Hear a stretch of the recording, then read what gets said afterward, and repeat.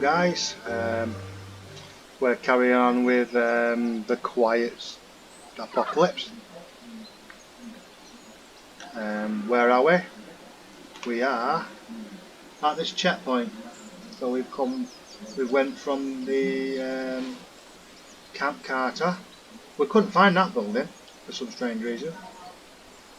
What we're going to attempt now is to find out how to get from the old checkpoint. So let's do this. Now I'm not too sure. I think you're supposed to go down there. But is there anything you can get hints? Hints, right. And the latest ones are down here.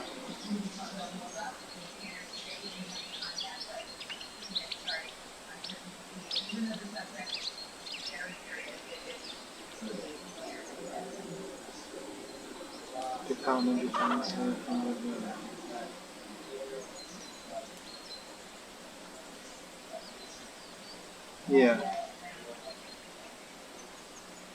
I don't think you can read up. They're just in Camp Carter, aren't they? So we're going to have a look at the map again.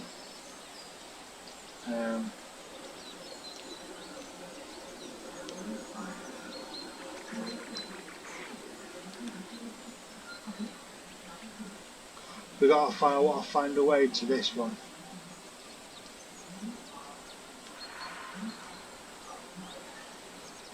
So let's do this. I ain't got a clue.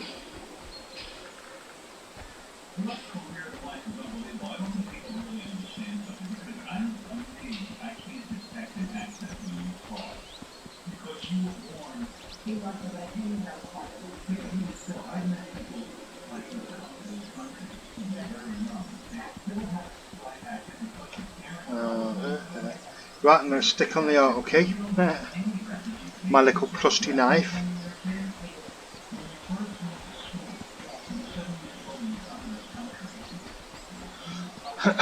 Now I hope you're alright, guys. It should be Christmas soon. A couple of days. This is being recorded on the 12th of the 12th of December 2021.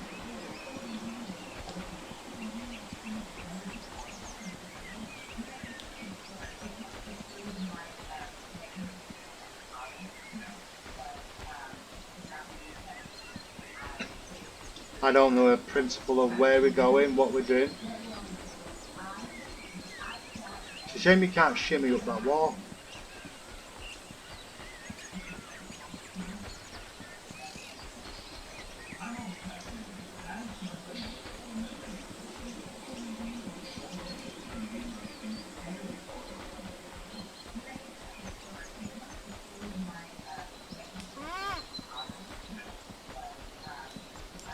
I don't know whether you got to shimmy up the wall. No, I don't think so.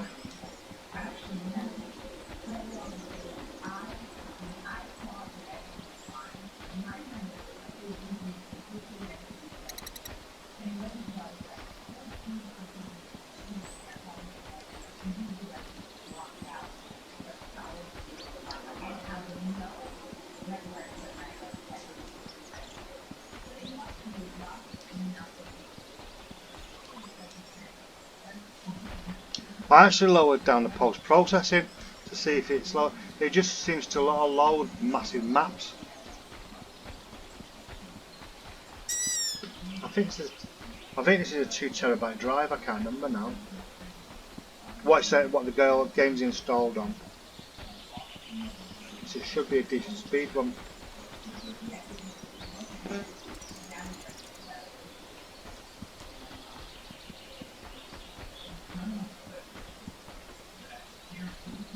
Excuse me.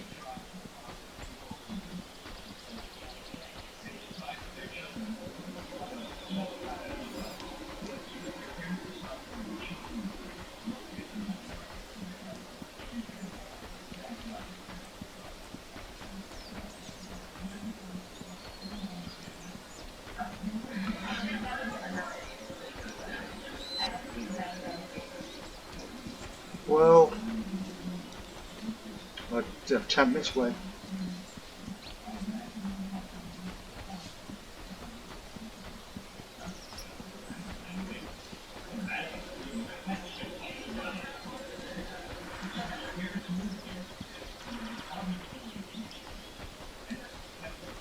So a big fall like you know, if you drop on that you'll know about it.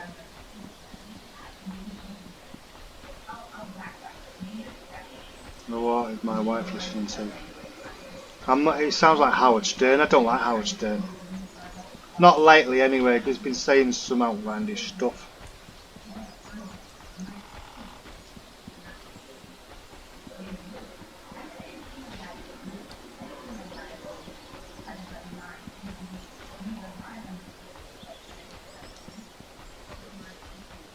I've been playing, I just released a video for Dual, is it Dual Souls? Beyond Two Souls. It's quite a good game actually. I'm just, the next episode is the starting of this, her joining, the girl joining the CIA. It's about a girl who has powers, psychic powers. She can move stuff with her mind, but what it turns out to be is a girl that has a soul of someone else in her, and she can swap between her and the other soul. Aiden, his name is, and it's quite good actually.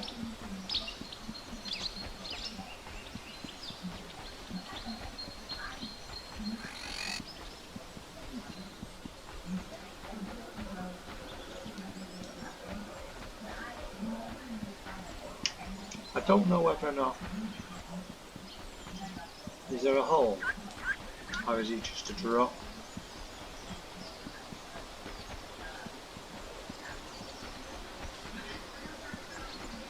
Yeah, I think it's just a drop in it.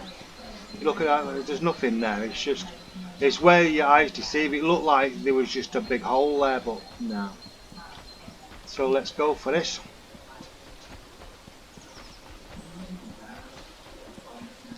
Everybody ready for Christmas? I know I'm not. I want to get another laptop for my daughter and for my wife. The other one's broke now. I had issues with the motherboard on it, and I accidentally bent it too much and ended up melting all the chips on the board. So that now we'll just get.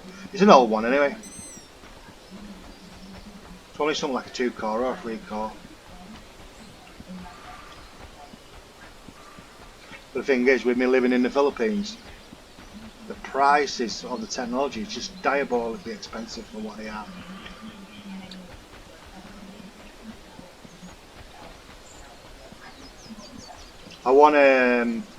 I've got a couple of laptops in the UK, at my daughter's and so on, and I've got one with my father passing on to me, and but because of the costing of postage from the UK to the Philippines, it's going to cripple me.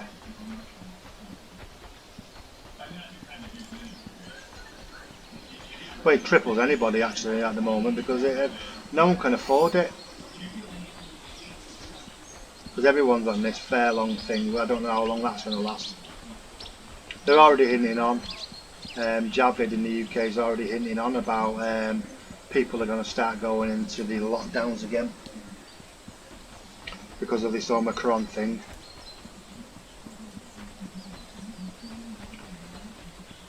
Which I think is just a diversion. Because all the reports, all the doctors and all the nurses are saying that like there's no effect. No one's been affected with it. Very mild cases. But the media are absolutely putting a load of propaganda on them.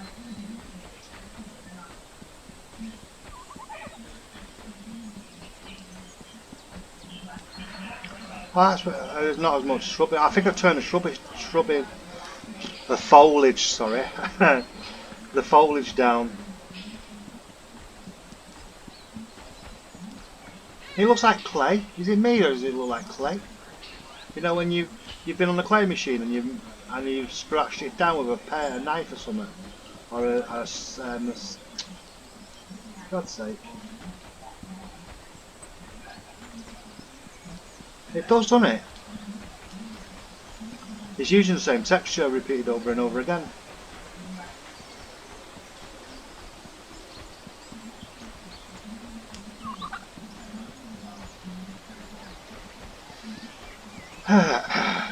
So, the one last time I was in the UK, just before the lockdowns, I left in 2018.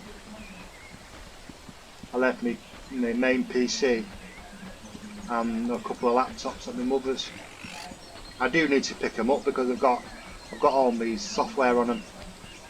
I've got his computer here, but I've still got a lot of stuff on the other machine. I wanted to go and pick up, but I've not been able to.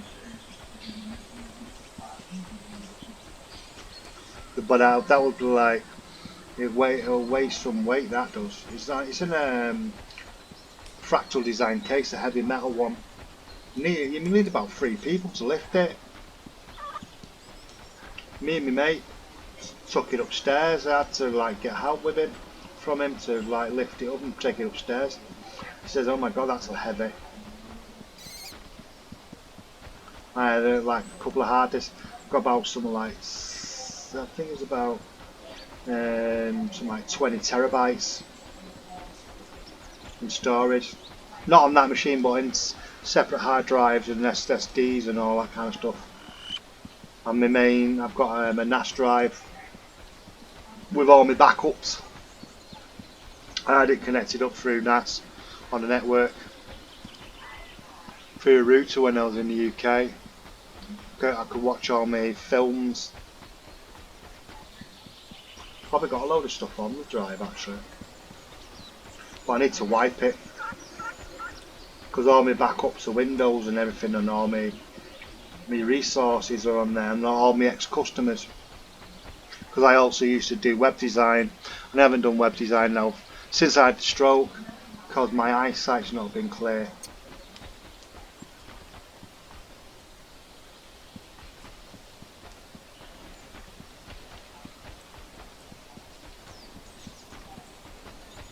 Yeah, those were the days.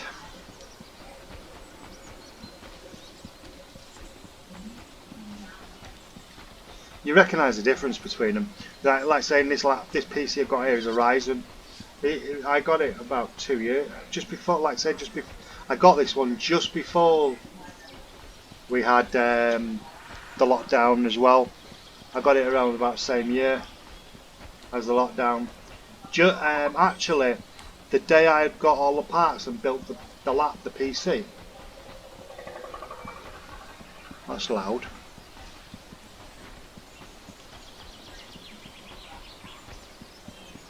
The volcano erupted. I actually live near the volcano.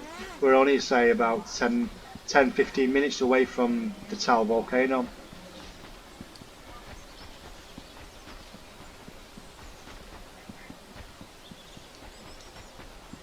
So while I was over here, I went and bought all the parts from a computer store over here to build this PC. And the day I actually built it, got it all up and running, put it on the table, ready. This was before I started uploading videos to YouTube because I didn't have a system spec powerful enough to do videos. Now I have. And I went outside. There was some rattling outside, and my wife said to me, "There's dirt on the ground. Is someone cleaning the car and dirt's flying over into our gardens?" And I had a look outside, and I looked up, and it's actually on. There's a video on my YouTube channel about the volcano erupting. You look up, and you can see the smoke rising, and you can see electricity coming from the ground.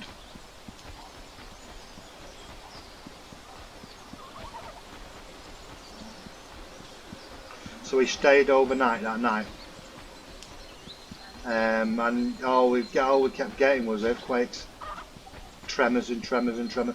I think if I remember rightly, we had, whilst we was here, about 20 tremors, just vibrations all night long. We slept downstairs in the front room, so it was that scary. But no.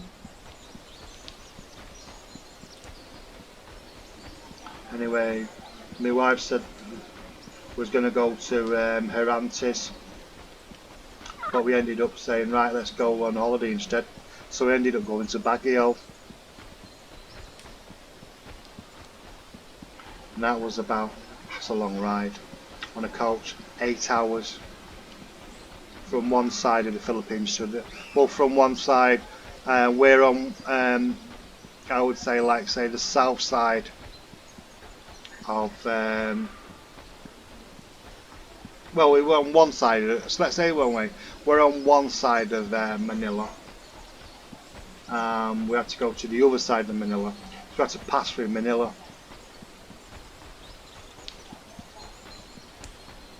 So we had to leave Cavite, where we are now, and make our way through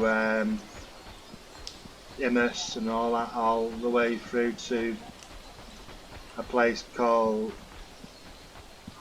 Pitex, P-I-T-X, which is like a bus terminal.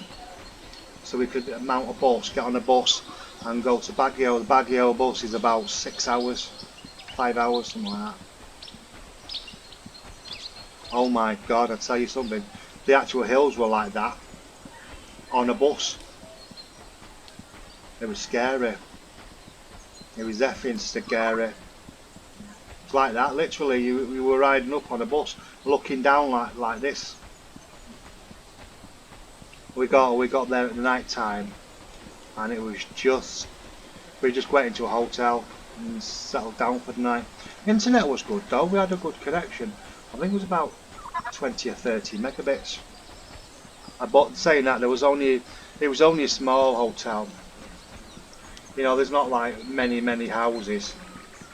I mean many rooms, should I say. There was about 6 or 7. We had like a basic room.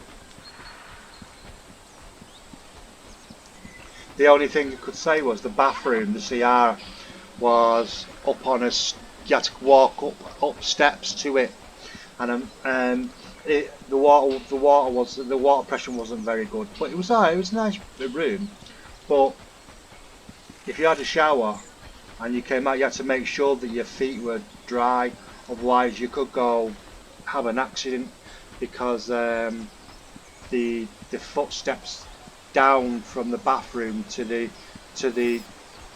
bedroom were pretty steep, and if you had like wet feet, you'd be going to the hospital. Anyway, my wife's, we stayed there for about 2 nights, I think it was.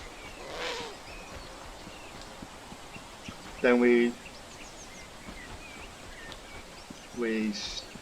went to another hotel. We went for a walk around. We had a sleep, because we didn't get into Baguio until about 10:30. We got a taxi in Baguio to take us to this hotel, this little hotel, and we stayed there 2 nights. We had the internet, fortunately, so I was able to contact my mother and my father and stuff, because they were still obviously in the UK.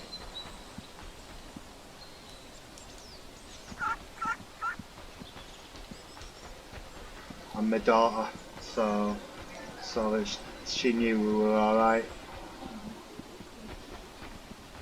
Anyway, we was over there, and we ended up going to a big park. We ended up going out the next day, going brilliant little coffee shop. If you ever get that, if you ever go into Baguio, what was it called? No, I've forgotten the mall. It was in SM. I'm forgetting the name of it. Forgotten it. Figaro's, the name of the cafe. And they'd done a carrot cake, and it was absolutely gorgeous. It was a spot on carrot cake. Not too strong. It was nice that, and the coffee was nice.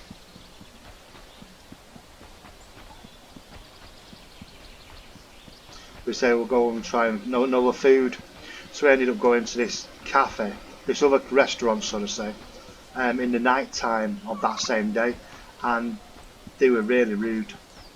I can't remember the name. I'll say it actually, Cafe by the Ruins, and it was ruining. So if you ever go, it's not recommended. They were dead rude to us, maybe because I'm English and my wife's Filipino, and they were quite rude. They ignored us. We ordered the food. The food took about an hour to come. It wasn't cooked properly. It looked like my wife ordered soup, and I think they just washed it out of the gutter. It was that bad.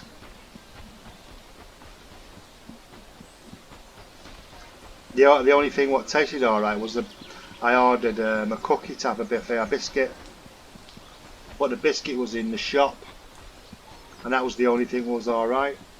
The other biscuit I ordered, it was rock solid. It was like eating a brick. So I thought, nah. So I gave him a bad review. And I was looking at the reviews, and many people were complaining about it, saying that it was absolutely terrible, very rude, very. They were giving all the attention to the Filipinos, but no one. They were being friendly to the tourists.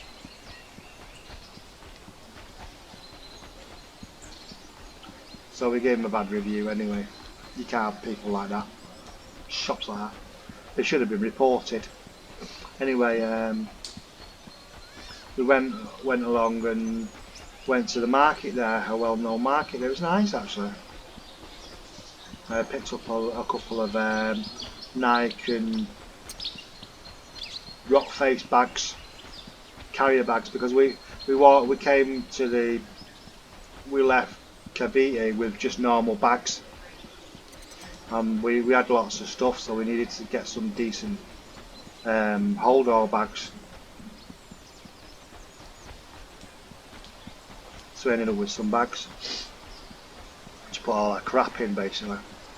Anyway, we moved from one. We went to another. We went to another hotel, and it was a cheap thing.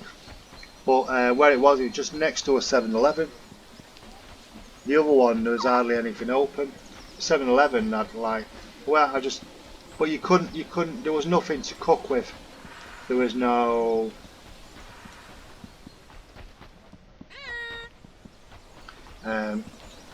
Kettle or anything, so we ended up having to buy from 7-Eleven.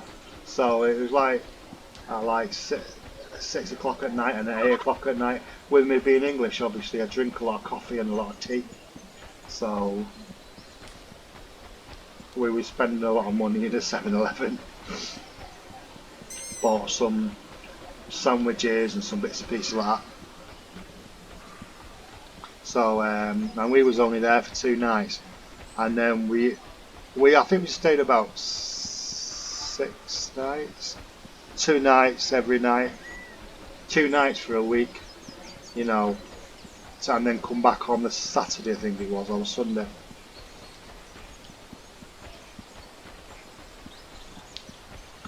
And that hotel, we moved from that hotel, that little hotel, which had like a bistro below it, or above it, should I say, sorry. That was alright, and then we ended up in like one of these, so like a campus, hotel camp, or university campus. It was next to a university, and there was loads of people there. Security was really friendly, and what happened was everything was really, really cheap. The food was really, really cheap, and it was all the students advertising little shops, little startups. So we ended up with a little restaurant, had a little food from some students. It was nice, and we stayed there about, I think, 2 nights or 3 nights, and we got back, and the last 2 nights was in a hotel before we came home,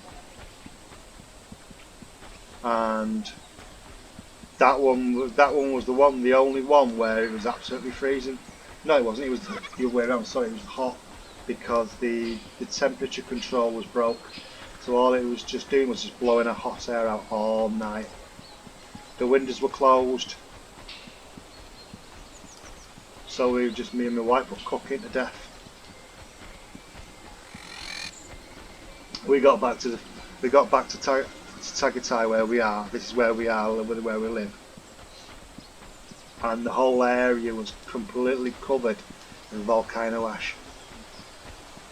We had to hire some lads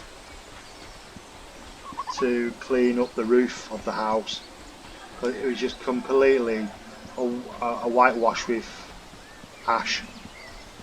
We had to get it off before it all set in. If it started raining, it would set like cement.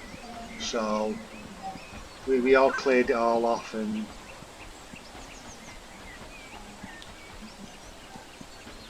there's been a couple of warnings. When we got back, I went and called in the next door neighbours, and they were saying that the actual volcano erupted 700 times. Well, the volcano, the tremors were 700 times. That's spooky, isn't it? What is she listening to? Sure, my wife's deaf. So it was really, really scary. I actually covered my computer in a sheet, and the sheet was covered in dust and covered in ash. We'd closed all the windows and everything, and it still got through.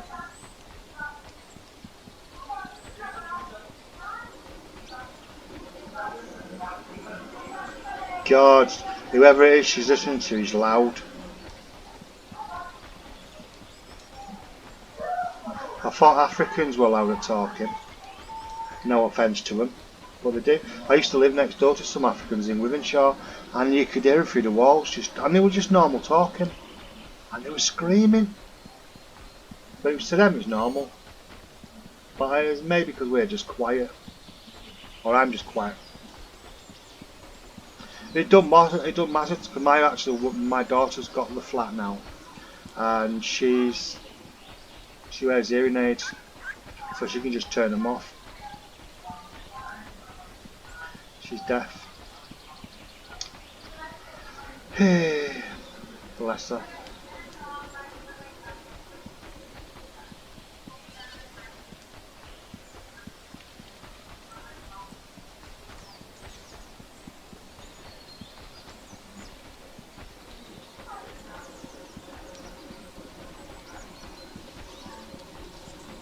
But my old flat, when I moved out from the Philippines, I was fortunate enough that my daughter got the lease, because it was still fully furnished.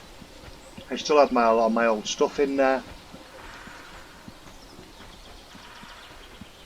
Anyway, I was able to talk to the landlord and get the property transferred into her name. So now my daughter owns my old flat, which I'm happy, because she don't have to move any of my crap, I know, so at least I know she's got a roof over her head.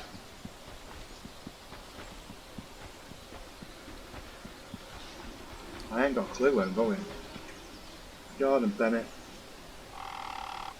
Ooh.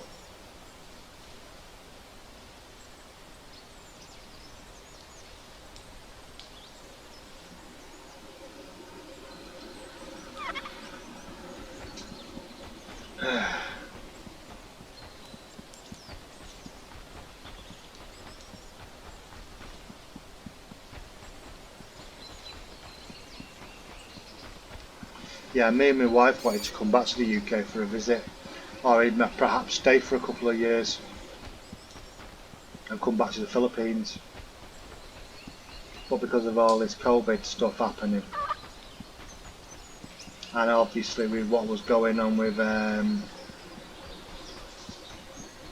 Cameron and all that, with all the legalities of people, they were trying to change something in the legal ways of the people bringing their spouses to the UK.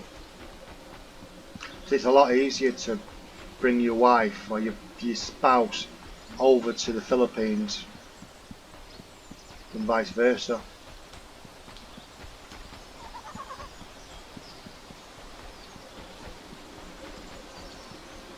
The amount of paperwork involved though is unbelievable. About travelling back to Manila,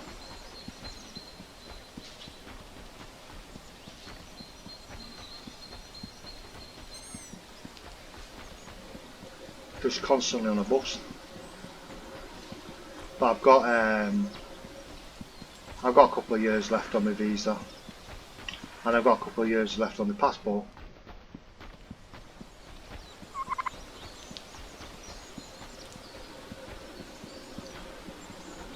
(2028) my visa expires, and then I'll have to look for what I have to go around.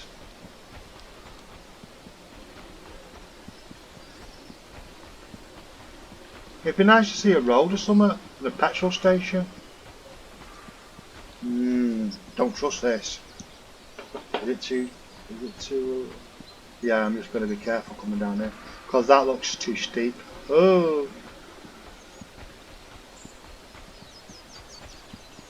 I'm winging it down there. I'm holding the button down, because if you go straight down, you start slipping. If I hold it at an angle like this, it tends not to.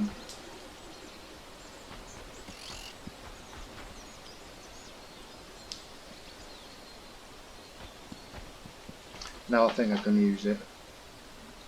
So I'm just near the bottom. Damn thing. I've got a little knife, I just hold the button in. There we go. Thank God this is not survival, you'd be dead.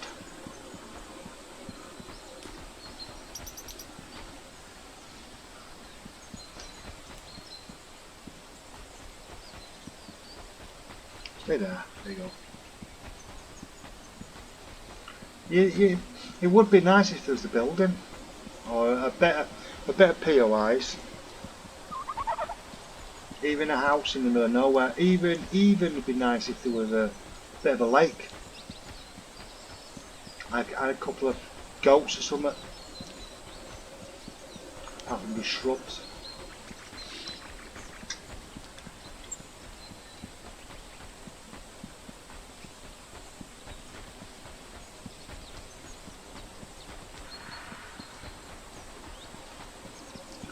Pardon my French, but I could piss faster walking than walking this. You'll find that I've got a very, very dry sense of humour. I will a lot of my games now, I'll just make a comment.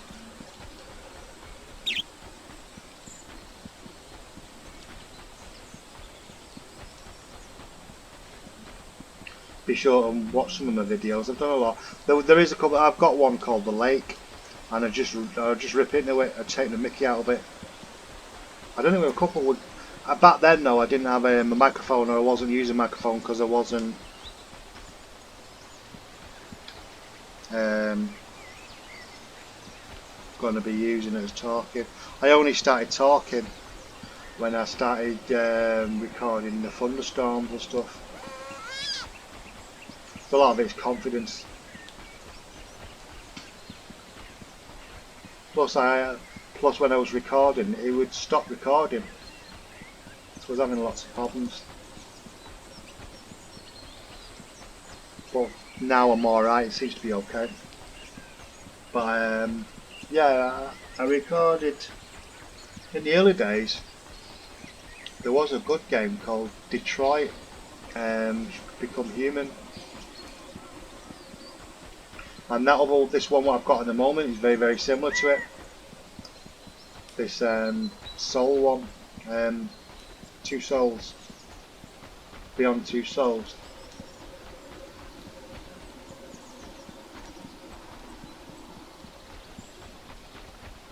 Oh, we almost lost swear then. But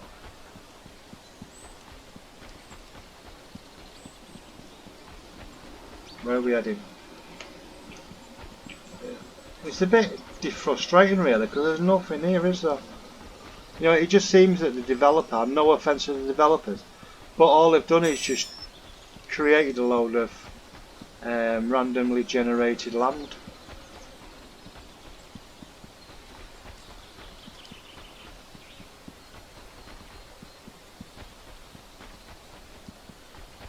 You could have done with just like having a vehicle of some form.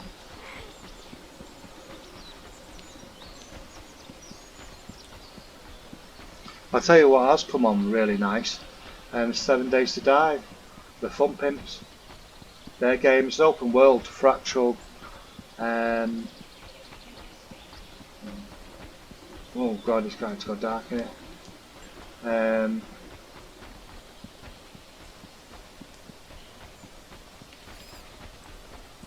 Voxel based survival game. They've done really well with that game. They hired some more developers, and they've done a really good job. They designed it in Unity engine, up to date and all. They're using all the new assets and stuff, and it seems they've done a really good job of it.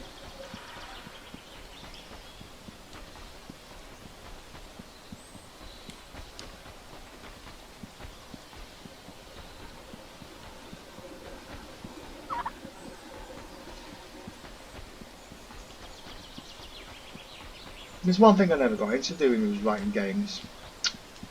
I did have a go. I was writing games back in the 80s and mid 80s, late 80s.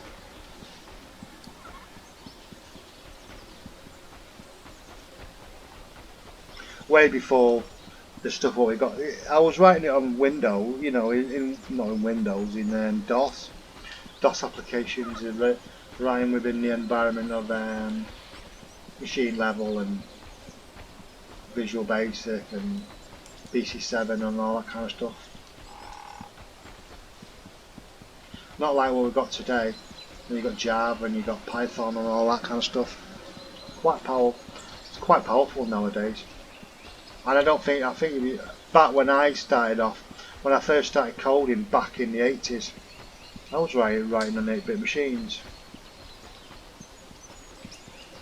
I didn't even, you know, back in CPM, Central Program for Microprocessor, CPM, operating system. Before Bill Gates' lot ever come across, you know, Microsoft. But they were just developing programming languages and applications before they just got the right. They were just there at the right timing, weren't they? To produce Windows, to show off their operating system.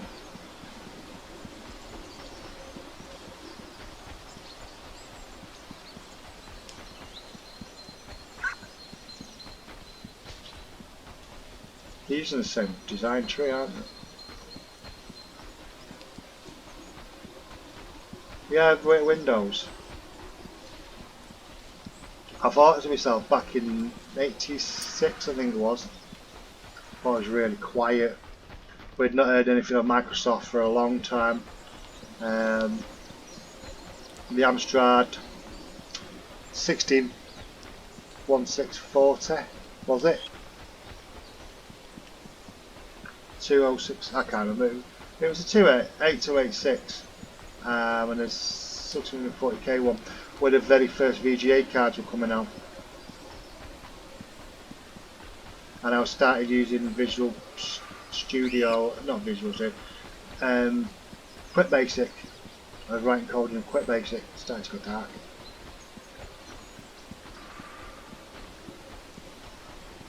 That was quite powerful for each day.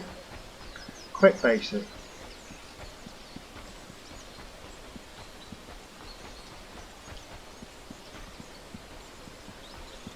But back then I was more, I was starting up with PC. I was developing in Quick QBX, Quick Basic, BC7, Basic 7, and then I started in C. I was writing little bits in C. But all the older technology, all the old 8-bit stuff, I was writing like 6402s, no, Commodore 64 and stuff. Yeah.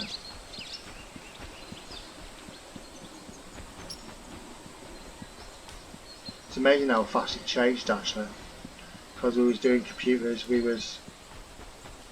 people were developing computers, software on 8-bit platforms.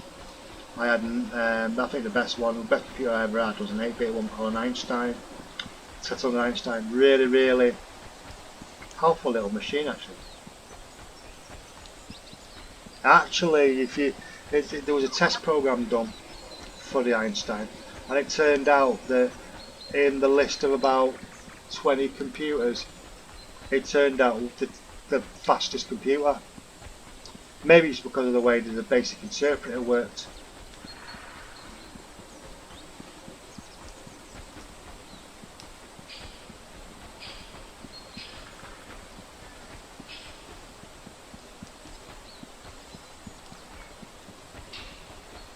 What's that there?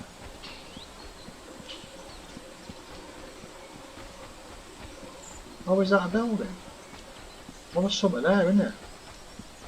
Interesting, we've found something. We've found something finally, guys. Is it? Or is it a tree? You know, it's deceiving over here. Isn't it? Something. Oh my. How many times have I gone through this game? I have absolutely went all over. Right in the middle of nowhere. There's a little church or something here. And it's just getting dark now.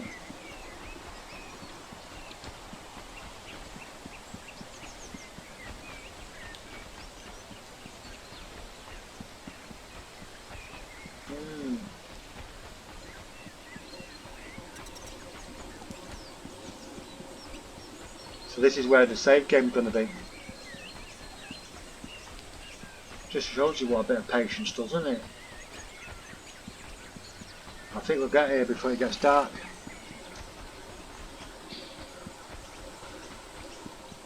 Or is it? It better have be. I've not travelled all this way for sweet F all.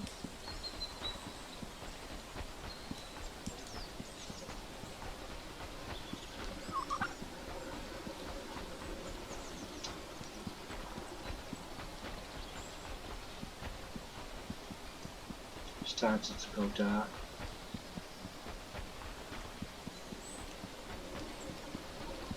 There better be a building here. I've travelled all this way for nothing. I'm going to kick off.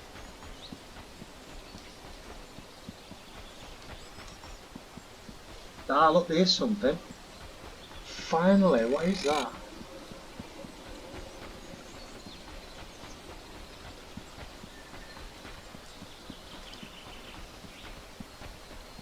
So, there is something. It goes dark quickly, doesn't it? Red sky at night, shepherd's delight.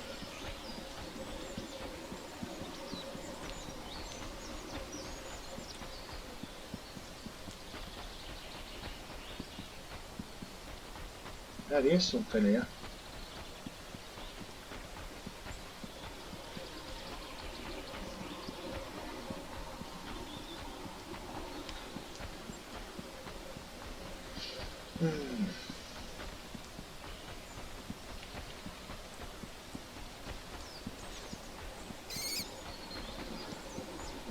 I'm not going to stop recording because I've got to go through this. You guys carry on.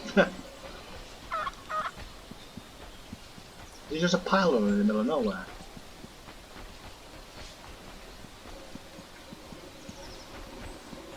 It's going dark, isn't it? You know what's stressing out is wow, it's going dark quick.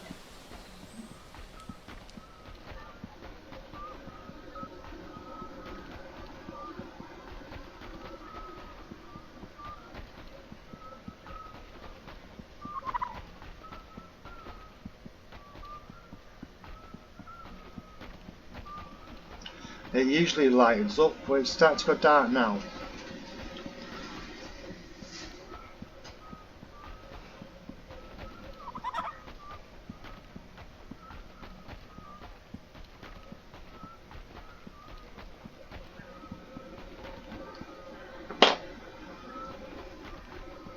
What have we got here? Just a pylon in the middle of nowhere. That's a lot of fat lot good, isn't it? Can you jump?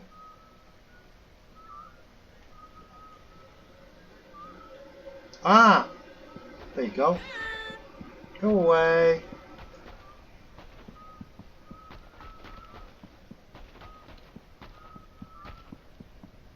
Wow, we're in the middle of nowhere, there's some buildings.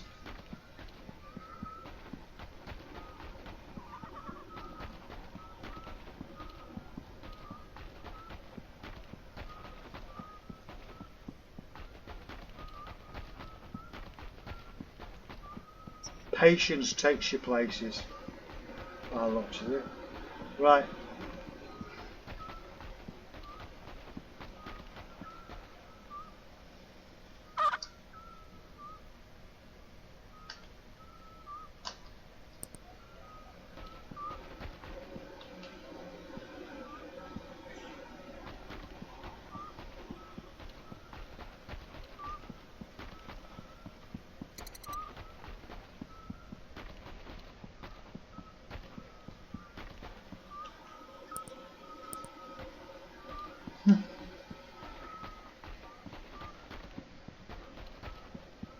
Ah, it's a petrol station.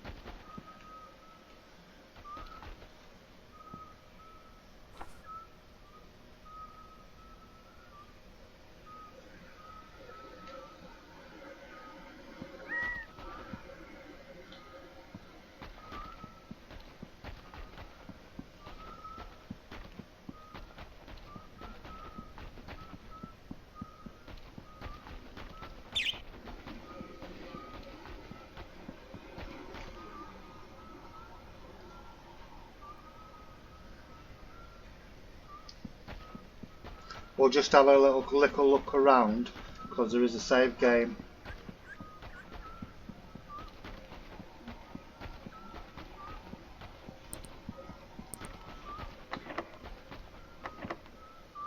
Door is locked, how convenient.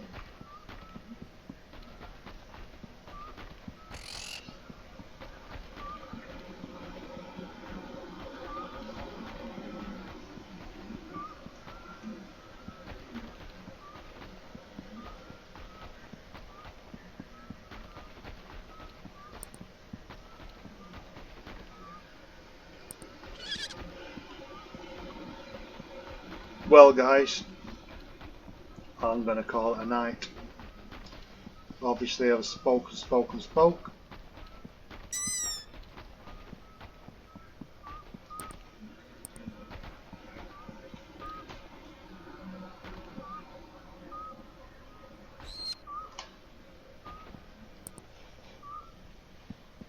There's shotguns.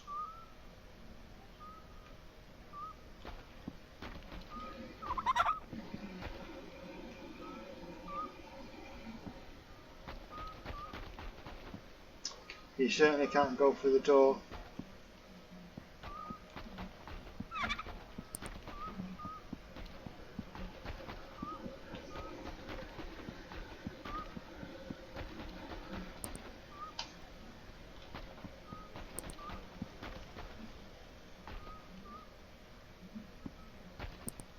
Right, guys, we're going to call it a day.